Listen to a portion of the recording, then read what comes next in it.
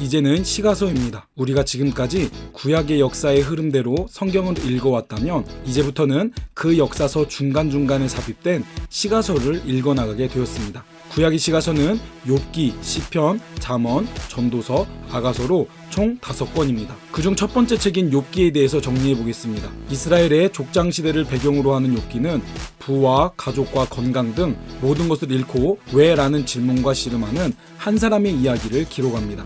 욥기는 천상에서 벌어진 하나님과 사단의 논쟁에서 시작하여 지상에서 벌어지는 욥과 친구들 사이에 벌어진 3번의 논쟁을 거쳐서 욥의 문제에 대한 극적인 하나님의 판단으로 마무리됩니다.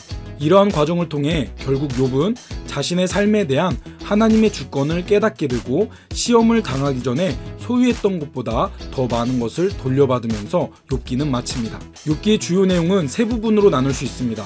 그것은 욥의 고난과 욥의 논쟁, 욥의 구원입니다. 욥기의 기본적인 질문은 의인이 당하게 되는 고난을 어떻게 받아들여야 하는가입니다.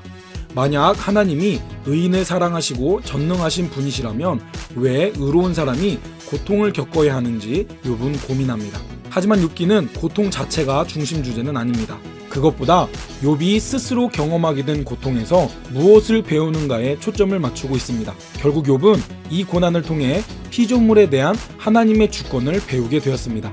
욥기 중반에 길게 이어지는 논쟁들은 하나님께서 죄 없는 사람에게 고통을 허락하시는지에 대한 논쟁이었습니다.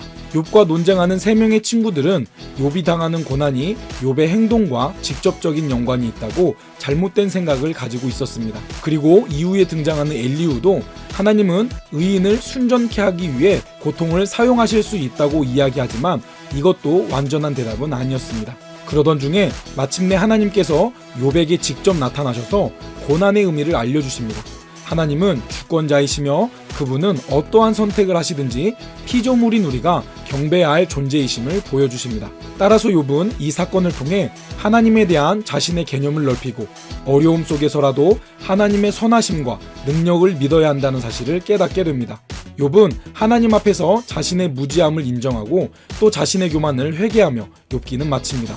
때로 우리는 이해할 수 없는 고난을 경험하게 됩니다.